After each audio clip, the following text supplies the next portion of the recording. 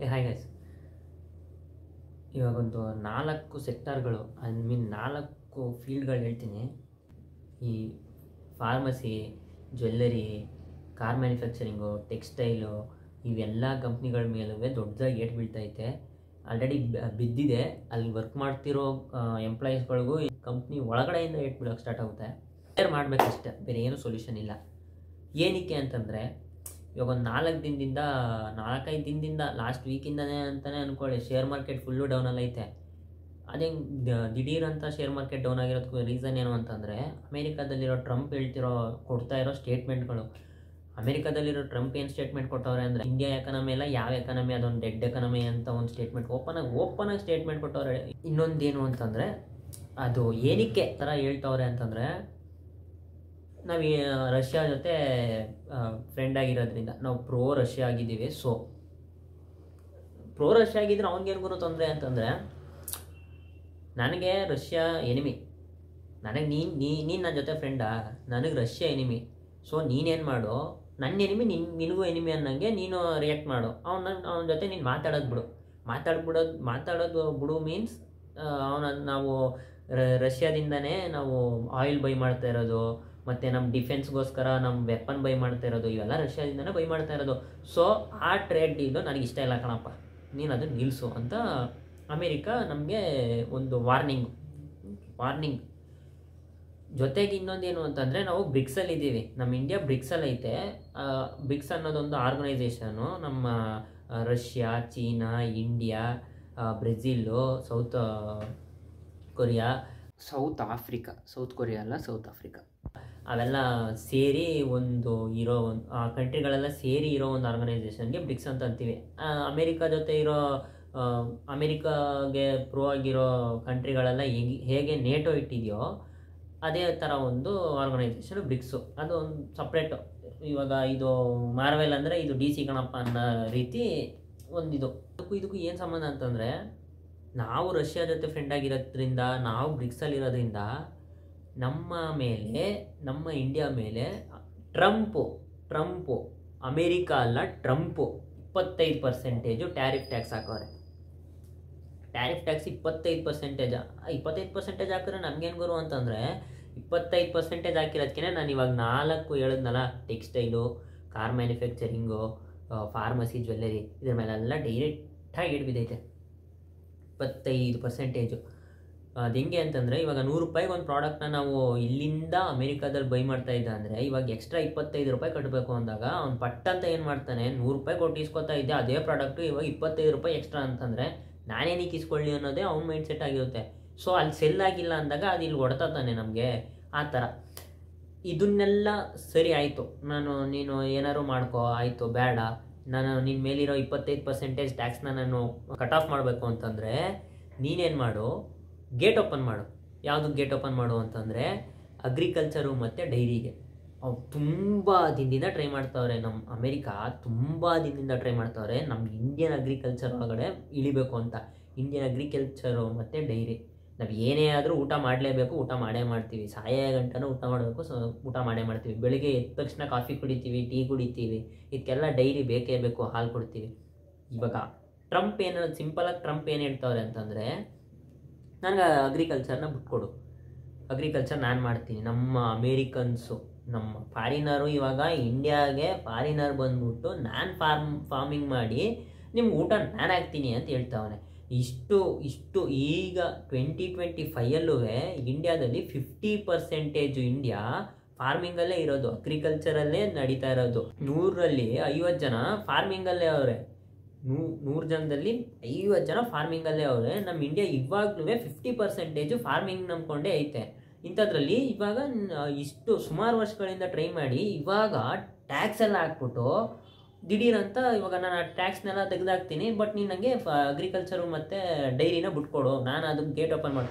But India ಯಾವುದೇ ಕಾರಣಕ್ಕೂ ಬಿಟ್ಕೊಡಲ್ಲ ಅಂತ ಹೇಳ್ತೈತೆ. ಏನಕ್ಕೆ ಅಂತಂದರೆ, in case of the situation, ಇವಾಗ ಅಮೇರಿಕಾದವರು ಇಂಡಿಯಾಗೆ ಬಂದು ಅಗ್ರಿಕಲ್ಚರ್ನ ಬಿಟ್ಬಿಟ್ರೆ, ಅಗ್ರಿಕಲ್ಚರ್ಗೆ ಅವರು ಇಂಡಿಯಾ ಏನಾದ್ರು ಪರ್ಮಿಷನ್ ಕೊಟ್ಬಿಟ್ರೆ ಕಾಸು ಸುರಿತಾರೆ, ಫಾರ್ಮಿಂಗ್ ಮಾಡ್ತಾರೆ. ಅವ್ರು ಇನ್ನೊಂದು ಮೇಯ್ನ್ ಏನು ಮಾಡ್ತಾರೆ ಅಂದರೆ, ಇವಾಗ ಹಾರ್ಮೋನ್ ಚೇಂಜಸ್ಸು, ಇವಾಗ ಒಂದು ಹಸು ನಾರ್ಮಲ್ ಆಗಿ 15 ಲೀಟ್ರ್ ಹಾಲು ಕೊಡ್ತೈತೆ ಅಂದರೆ ಹಾರ್ಮೋನ್ ಚೇಂಜಸ್ ಮಾಡಿ ಇವಾಗ 15 ಇರೋದು 30-35 ಲೀಟ್ರ್ ಹಾಲು ಕೊಡೋಂಗೆ ಅವ್ರು ಹಾರ್ಮೋನ್ ಚೇಂಜ್ ಮಾಡಿಸ್ತಾರೆ.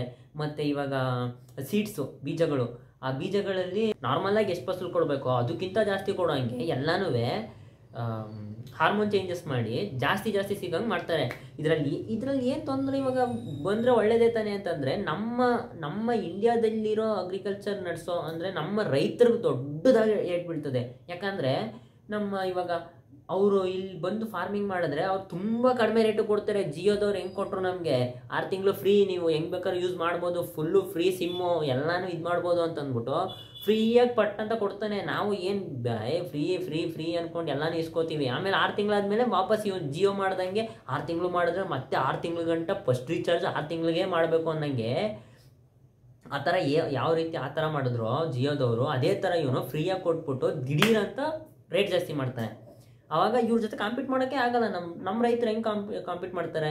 ನಮ್ಮ ಕೈಲಿ ಆಗೋದೇ ಇಲ್ಲ. ನಾವು ಬೆಳೆಯೋಕ್ಕೆ ಆಗಲ್ಲ ಅನ್ನೋ ರೇಂಜ್ಗೆ ಆಗೋಯ್ತದೆ. ಯಾಕಂದರೆ ಕಾಸು ಅಷ್ಟು ಸುರಿದಾಗ ಅವ್ರಿಗೆಲ್ಲ ಫಾರ್ಮಿಂಗ್ ಲ್ಯಾಂಡ್ಗಳನ್ನೂ ಅವರೇ ಬೈ ಮಾಡೋಕ್ಕೆ ಟ್ರೈ ಮಾಡ್ತಾರೆ.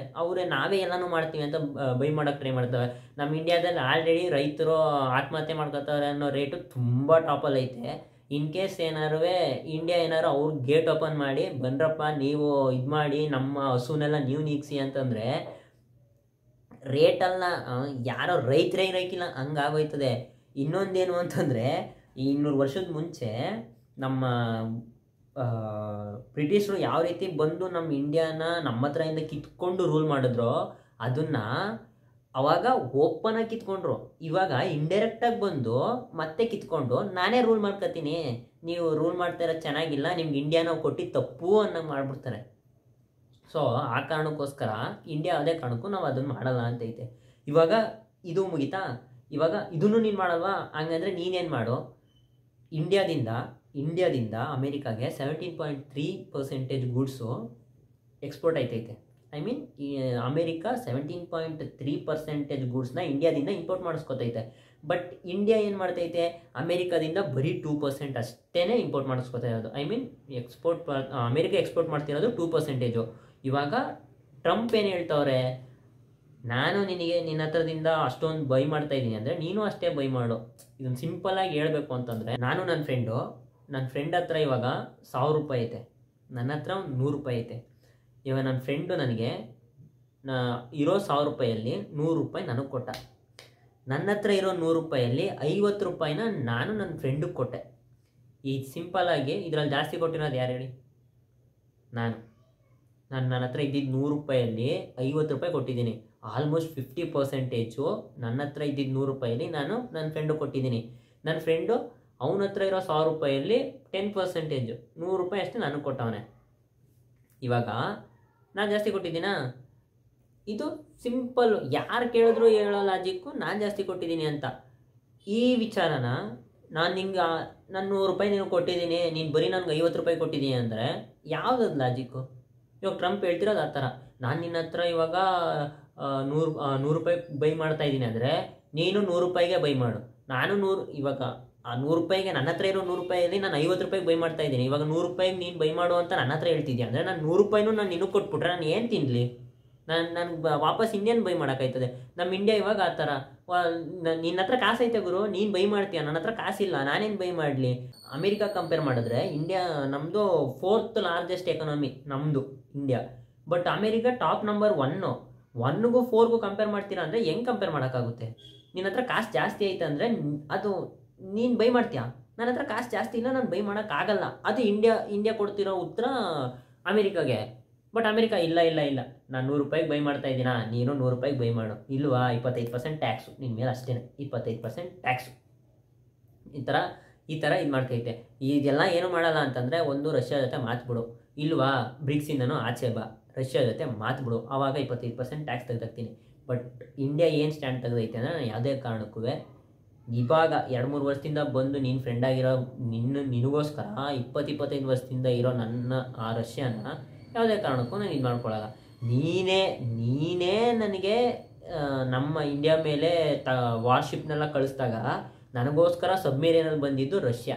ಅಂಥದ್ರಲ್ಲಿ ನನಗೆ ಸಪೋರ್ಟ್ಗೆ ನೀನು ಇವಾಗ ಫ್ರೆಂಡ್ ಆಗಿಬಿಟ್ಟು ಪಟ್ಟಂತ ಒಂದು ಮಾತು ಬಿಡು ಅಂದರೆ ಅವೆಲ್ಲ ಆಗಲ್ಲ ಅಂತ ಇಂಡಿಯಾ ಸ್ಟ್ಯಾಂಡ್ ತೆಗ್ದೈತೆ. ಇದರಲ್ಲಿ ಇನ್ನೊಂದು ವಿಚಾರ ಅಂತಂದರೆ, ಅಮೇರಿಕಾ ಪಾಕಿಸ್ತಾನ ಜೊತೆ ಒಂದು ದೊಡ್ಡ ಟ್ರೇಡ್ ಡೀಲ್ನ ಸೈನ್ ಮಾಡೈತೆ. ಏನಪ್ಪ ಅದು ಅಂತಂದರೆ, ಪಾಕಿಸ್ತಾನದಲ್ಲಿ ಆಯಿಲ್ನ ಮೈನ್ ಮಾಡಿ ನಾನು ವರ್ಲ್ಡ್ ಪೂರ್ತಿ ಸಪ್ಲೈ ಮಾಡ್ತೀನಿ, ನಮ್ಮ ರಷ್ಯಾದ ಕೊಡೋದಕ್ಕಿಂತನೂ ಕಡಿಮೆ ಬೆಲೆಯಲ್ಲಿ. ಫಸ್ಟ್ ಆಫ್ ಆಲ್ ಪಾಕಿಸ್ತಾನದಲ್ಲಿ ಆಯಿಲ್ ಐತೆ ಅನ್ನೋದೇ ಯಾರೂ ನಂಬ್ತಾ ಇಲ್ಲ. ಇಂಡಿಯಾ ಅಂತೂ ಫುಲ್ಲು ನಂಬ್ತಾನೇ ಇಲ್ಲ. ಅದರಲ್ಲಿ ಟ್ರಂಪ್ ಏನು ಹೇಳ್ತವ್ರೆ ಅಂದರೆ, ಪಾಕಿಸ್ತಾನದಿಂದ ನಾನು ಆಯಿಲ್ ಬೈ ಮಾಡಿ ಇಡೀ ವರ್ಲ್ಡ್ಗೆ ಸಪ್ಲೈ ಮಾಡ್ತೀನಿ, ಅದು ರಷ್ಯಾ ಕೊಡೋ ಅಮೌಂಟ್ಗಿಂತ ನಾನು ತುಂಬ ಕಡಿಮೆ ಬೆಲೆಗೆ ನಾನು ಕೊಡ್ತೀನಿ, ಬೇಕಾದ್ರೆ ನೋಡ್ಕೊಳ್ಳಿ, ನಾನು ಬರೆದಿಟ್ಕೊಳ್ಳಿ, ನಾನು ಇಂಡಿಯಾನೇ ಪಾಕಿಸ್ತಾನದಿಂದ ಆಯಿಲ್ ಬೈ ಮಾಡೋಂಗೆ ನಾನು ಮಾಡ್ತೀನಿ, ಆಲ್ರೆಡಿ ಅವ್ರಿಗೆ ಎಕನಾಮಿಕಲಿ ನಾನು ಟ್ರಬಲ್ ಕೊಟ್ಬಿಟ್ಟೆ, ನಾನು 25% ಟ್ಯಾಕ್ಸ್ ಹಾಕಿ ಅವ್ರಿಗೆ ಆಲ್ರೆಡಿ ಫುಲ್ಲು ಬೈದಲ್ಲವ್ರೆ, ಇವಾಗ ಪಾಕಿಸ್ತಾನದಿಂದನೇ ಆಯಿಲ್ ಬೈ ಮಾಡೋಂಗೆ ನಾನು ಮಾಡ್ತೀನಿ ಅಂತ ಓಪನಾಗಿ ಸ್ಟೇಟ್ಮೆಂಟ್ ಕೊಟ್ಟವ್ರೆ. ಬಟ್ ಇಂಡಿಯಾ, ನೀನು ಏನು ಬೇಕಾದ್ರೂ ಮಾಡ್ಕೊ, ನೀನು ಆಲ್ರೆಡಿ ನನ್ನ ಪರಮಶತ್ರು ಜೊತೆ ನೀನು ಸೇರ್ಕೊಬಿಟ್ಟಿದ್ದಿ, ನಿನಗೆ ಅದೇ ನನಗೆ ಆಗಲ್ಲ ಅಂತ ನಿನಗೆ ಗೊತ್ತು. ಇದರಲ್ಲಿ ಬೇರೆ ಮಧ್ಯದಲ್ಲಿ ಟ್ರಂಪ್ ಏನು ಹೇಳ್ತಾಯಿದ್ರು ಅಂದರೆ, ಸೀಸ್ ಫೈರ್ ಕಾಲ್ ಮಾಡಿದಾಗ ಟ್ರಂಪ್ ಹೇಳಿದ ಮಾತದು, ನಾನೇ ಫೋನ್ ಮಾಡಿ ಹೇಳಿದೆ, ಫೋನ್ ಮಾಡಿ ಅಂದರೆ ಮೆಸೇಜು, ನಾರ್ಮಲಿ ಎಂಬಸಿ ಇರ್ತದಲ್ಲ, ಅದರಲ್ಲಿ ಪಾಕಿಸ್ತಾನ್ಗೂ ಇಂಡಿಯಾಗೂ ನಾನೇ ಹೇಳಿದ್ದು ಜಗಳ ಆಡಬೇಡಿ ಅಂತ, ವಾರ್ನ ನಿಲ್ಲಿಸಿ ಅಂತಂದೆ, ಸೀಸ್ ಫೈರ್ ಕಾಲ್ ಮಾಡಿ ಅಂತಂದೆ. ಆಮೇಲೆ ಅವ್ರು ನಿಲ್ಲಿಸಿದ್ರು, ನಾನೇ ಅವ್ರು ವಾರ್ ನಿಲ್ಲಿಸಿದ್ದು ಅಂತ ಎಲ್ಲ ಕಡೆನೂ ಹೇಳ್ಕೊಬಂದರು.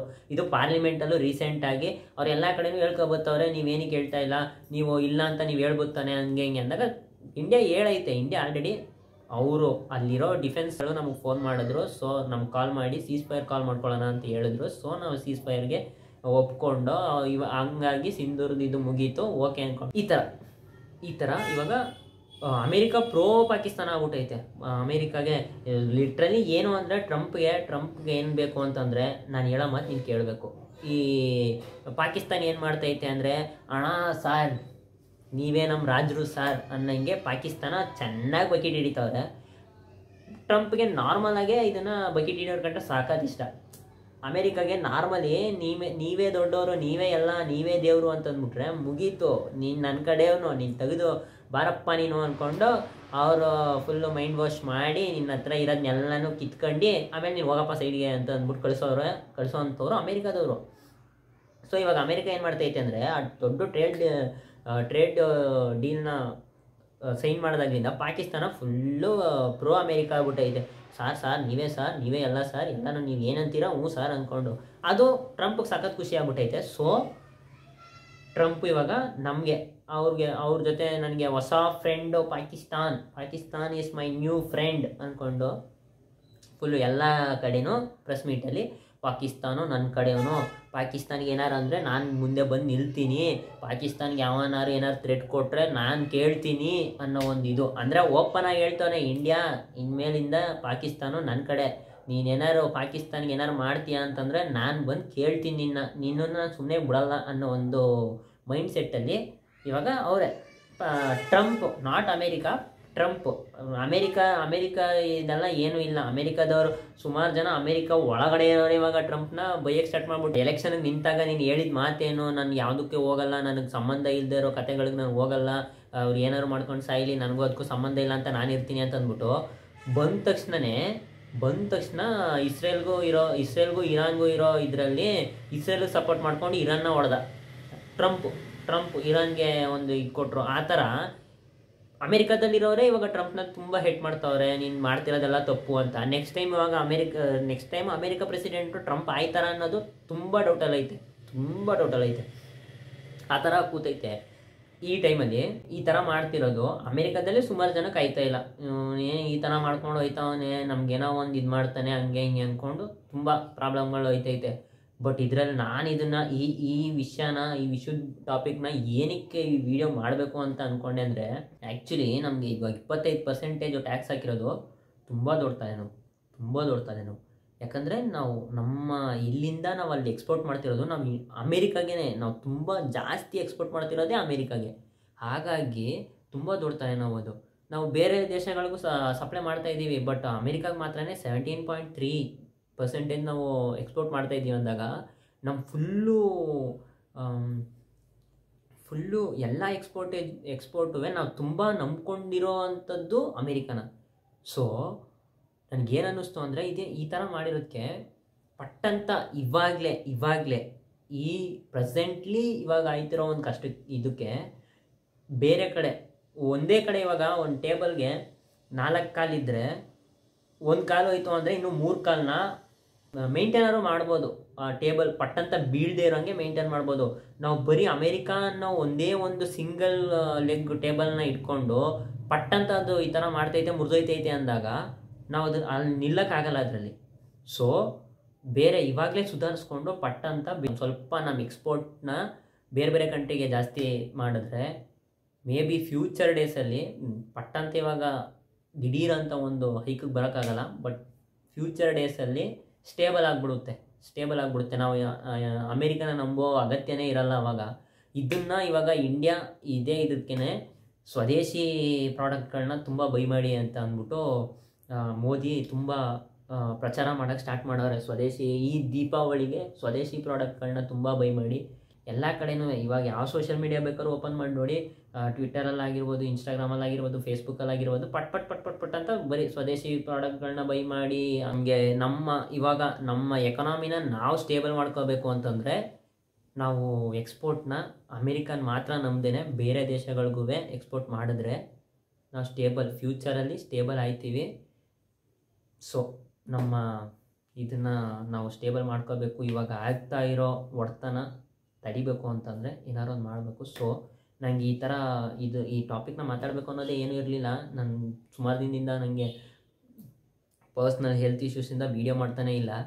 ಸೊ ನನಗೆ ಈ ದಿಢೀರಂತ ಈ ಮ್ಯಾಟ್ರ್ ಗೊತ್ತಾದಾಗ ಸುಮಾರು ಜನಕ್ಕೆ ಈ ಮ್ಯಾಟ್ರೇ ಗೊತ್ತೇ ಆಯ್ತಾ ಇಲ್ಲ. ನಮ್ಮ ಕರ್ನಾಟಕದಲ್ಲಂತೂ ನಾನು ನೋಡಿದ ಮಟ್ಟಿಗೆ ಮೀಡಿಯಾ ಮಾಸ್ಟರ್ ಅವರು ಈ ವಿಷಯಗಳ ಬಗ್ಗೆ ಹೇಳೋರೆ ಅನ್ನೋದು ಬಿಟ್ಟರೆ ಬೇರೆ ಯಾವ ಯೂಟ್ಯೂಬ್ ಚಾನಲ್ ಅವರು ಹೇಳಿರೋದು ನಾನು ನೋಡಿಲ್ಲ. ನ್ಯೂಸಲ್ಲೇ ನಾನು ನೋಡೋಕೆ ಹೋಗಲಿಲ್ಲ. ನ್ಯೂಸಲ್ಲೇ ನನಗೆ ಎಲ್ಲೂ ಕಾಣಿಸ್ತಿಲ್ಲ. ಅದರ ಒಂದು ಮ್ಯಾಟ್ರ್ ಆಯ್ತೈತೆ, ಟ್ರಂಪ್ ಈ ಥರ ಓಪನ್ ಆಗಿ ಮಾತಾಡ್ತಾನೆ, ಎಲ್ಲೋ ಸಣ್ಣದಾಗಿ ಯಾವುದೋ ಬ್ರೇಕಿಂಗ್ ನ್ಯೂಸ್ ಹಿಂಗೆ ಟ್ರಂಪ್ ಈ ಥರ ಅಂದವ್ರೆ, ಮುಗೀತಾ. ನಮ್ಗೆ ಗೊತ್ತಾಗಬೇಕು ಅದು. ಇವಾಗ ಎಷ್ಟೋ ಜನ ಈ ಥರ ಗೊತ್ತೇ ಇಲ್ಲದೆ ಅವನೇನಿಕ್ಕೆ ಹಂಗೆ ಜಾಸ್ತಿ ಮಾಡ್ದ ಅನ್ನೋದು ಗೊತ್ತೇ ಇಲ್ಲ. ಇಲ್ಲಿ ಇವ್ರು ಜಾಸ್ತಿ ಮಾಡ್ತಾವ್ರೆ ಅಂದರೆ ನಮ್ಮ ಗೌರ್ಮೆಂಟ್ ಬಗ್ಗೆನೇ, ನಮ್ಮ ಇಂಡಿಯನ್ಸ್ಗೆ ನಮ್ಮ ಗೌರ್ಮೆಂಟ್ ಮೇಲೇ ತುಂಬ ಕೋಪಗಳು ಬರೋ ಸ್ಟಾರ್ಟ್ ಆಗುತ್ತೆ. ನಮ್ಮ ಗೌರ್ಮೆಂಟ್ ಸರಿ ಇಲ್ಲ ಅನ್ನಂಗೆ. ಬಟ್ ತುಂಬ ಅಂದರೆ ಓದದೇ ಇರೋರಿಗೆಲ್ಲ ಹೆಂಗೆ ಗೊತ್ತಾಗುತ್ತೆ? ಇಲ್ಲಿ ಇವಾಗ ಅವರು ರೇಡಿಯೋದಲ್ಲೋ ಇಲ್ಲ ನ್ಯೂಸಲ್ಲೋ ಅದ್ರಾಗ ಹೇಳಿದ್ರೇ ಗೊತ್ತಾಗೋದಲ್ವಾ. ಸೊ ನನಗ್ಯಾಕೋ ನಾನಿವಾಗ ವೀಡಿಯೋ ಮಾಡಿದ್ರೆ ಇದನ್ನು ತುಂಬ ಜನ ನೋಡ್ತಾರೆ ಅನ್ನೋದೆಲ್ಲ ಯಾವುದೇ ಕಾರಣಕ್ಕೂ ಅಷ್ಟು ಜನ ನೋಡೋದಿಲ್ಲ, ಅದು ನನಗೆ ಗೊತ್ತು. ಬಟ್ ನನಗಿರೋ ಸಬ್ಸ್ಕ್ರೈಬರ್ಸ್ ಒಂದು 123 ಸಬ್ಸ್ಕ್ರೈಬರ್ಸ್ ಅವರೇ. ಅದರಲ್ಲೇ ಸುಮಾರು ಜನ ಇವಾಗ ಇರೋ ಬಿಸಿನೆಸ್ಗೆ ನೋಡೋದಿಲ್ಲ. ಬಟ್ ನಾನು ವೀಡಿಯೋ ಹಾಕಿದ್ದೀನಿ ಅಂದಾಗ ಇವನೇನೋ ಕಾಮಿಡಿಯಾಗಿ ಏನಾದ್ರು ವೀಡಿಯೋ ಹಾಕಿರ್ತಾನೆ ನೋಡೋಣ ಅನ್ನೋ ಒಂದು ಇದರಲ್ಲಿ ಬಂದಾರುವೆ ಈ ವಿಡಿಯೋ ನೋಡಿದಾಗ ಸಿಂಪಲಾಗಿ ಗೊತ್ತಾಗಲಿ ಅಂತ ಅಷ್ಟೇ. ಎನಿವೆ ನನಗೆ ಈ ಟಾಪಿಕ್ ಬಗ್ಗೆ ಇದಕ್ಕೋಸ್ಕರ ಮಾತ್ರನೇ ಈ ಟಾಪಿಕ್ ಬಗ್ಗೆ ಮಾತಾಡಬೇಕು ಅಂದ್ಕೊಂಡೆ. ಸೊ ಅದನ್ನು ಮಾತಾಡಿದೆ. ನಾನು ಇದನ್ನೆಲ್ಲ ತುಂಬ ದೊಡ್ಡದಾಗಿ ಎಡಿಟ್ ಮಾಡ್ತೀನಿ, ಅದೆಲ್ಲ ಇಲ್ಲ. ನನಗೆ ಇನ್ಫಾರ್ಮೇಟಿವ್ ಆಗಿ ಹೇಳಬೇಕು ಅನ್ನಿಸ್ತು. ಸೊ ಇನ್ಫಾರ್ಮೇಟಿವ್ ಆಗಿ ಹೇಳಿದ್ದೀನಿ ಅಂತ ನನಗನ್ನಿಸ್ತೈತೆ. ಸೊ ಇನ್ ಕೇಸ್ ಏನಾರು ಆ ಥರ ಇಲ್ಲ ಅಂತಂದರೆ ಅದನ್ನು ಕಮೆಂಟಲ್ಲಿ ಹೇಳಿ, ನಾನು ಅದನ್ನು ಚೇಂಜ್ ಮಾಡ್ಕೋತೀನಿ. ಎನಿವೆ ನಾನು ಇಷ್ಟೊಂದು ಇನ್ಫಾರ್ಮೇಟಿವ್ ಆಗಿ ಮಾತಾಡ್ತೀನಿ ಅಂತ ಈ ಚಾನಲಲ್ಲಿ ಮಾತಾಡ್ತೀನಿ ಅಂತ ನಾನು ಅಂದ್ಕೊಂಡಿರಲಿಲ್ಲ. Anyway thank you, bye.